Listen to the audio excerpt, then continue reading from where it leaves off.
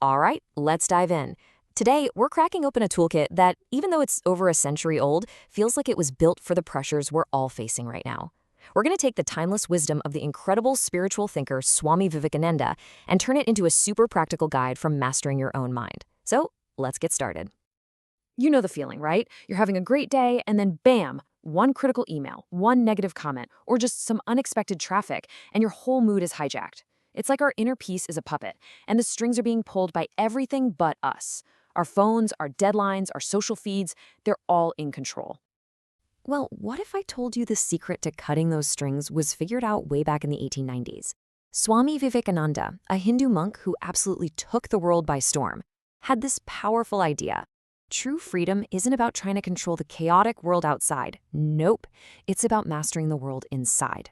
He basically gave us a blueprint for a mind that can stay calm and strong no matter what modern life decides to throw at it. So, our first tool. This one deals with something we all do every single day: work. And I don't just mean your 9 to 5. It could be your creative projects, your studies, or your duties at home. This isn't about hustle culture, though. It's about turning any action into a kind of meditation. Okay, karma yoga. This is a pretty radical shift in how we think about work. It's not about what you get, the praise, the paycheck, the promotion. It's all about the work itself. The whole idea is to act with total focus and excellence. But then, and this is key, to mentally let go of the outcome. You free yourself from all that anxiety about the results. And he just puts it so perfectly here. Think about it. Think of a nurse in an emergency room or a parent taking care of a sick kid. In that moment, they aren't thinking about a reward or getting a thank you. They are completely and totally absorbed in the act of helping. That's the spirit of karma yoga. It's pure action, free from that exhausting voice asking, "So what's in it for me?" So how do we actually do this, especially in a world that's obsessed with results? Well, it's a simple 3-step mental process. First, whatever you're doing, just immerse yourself in it. Second, give it your all. Bring your A game. Don't hold anything back. And third, this is the magic part. Once the work is done, you let it go. You mentally offer up the results. Your job was the action. The outcome was never really in your control anyway. This is the secret to finding that flow state and working without burning out. Now for our second tool, which builds right on that idea of releasing the fruit. This one gets to the very root of so much of our suffering, especially today with all the constant comparison, our attachments. Just look at this contrast. It's night and day, right? Attachment is that voice that says, I absolutely need this thing, this person, this outcome to be happy. It makes our peace so fragile. But non-attachment, that lets us love and engage with the world completely, but without that desperate, painful clinging. It's like the difference between holding a bird in a tight fist versus an open palm. One is slavery, the other is freedom.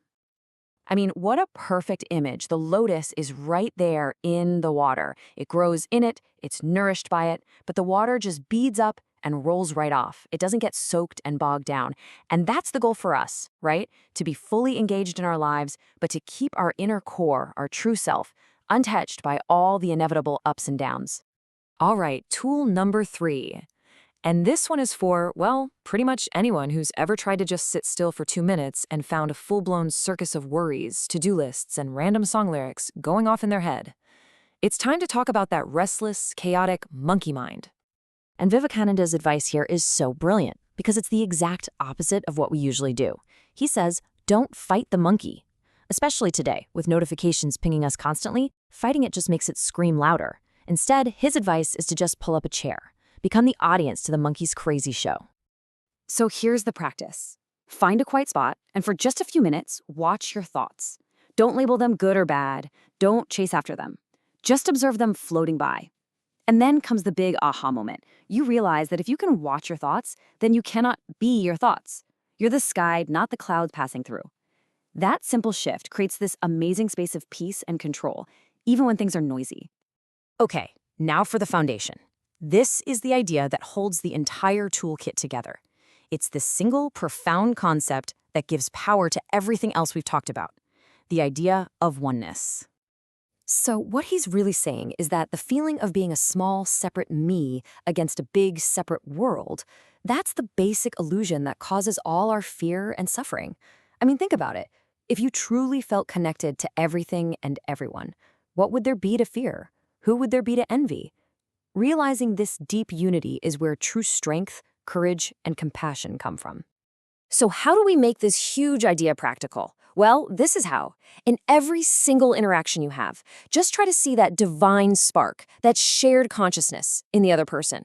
Your boss, the barista, even the person who cuts you off in traffic, they're all expressions of the same oneself. This practice, it doesn't just change your perspective, it literally changes everything. So there we have it. We've got our tools. Work without worry, let go of attachment, watch the mind, and see the oneness in everything. But, a toolkit is pretty useless if it just sits on a shelf collecting dust. The final and most important step is always practice. And this right here is the ultimate message of empowerment. It's what holds up this entire philosophy. The ability to work without worry, to let go, to witness your thoughts. That's not something you get from the outside. It's something you uncover from within. The strength and the peace you're looking for, they're already inside you, just waiting for you to access them. And here it is, his most famous, most electrifying call to action. This is not a passive philosophy where you just sit around thinking. It is a challenge. It's a challenge to wake up from that dream of weakness and limitation and to actively, persistently walk the path toward your own inner freedom. Ultimately, all this ancient wisdom does one thing.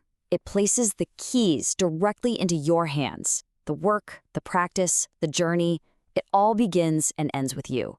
So the only real question is, how are you going to use this power? Thanks for tuning in.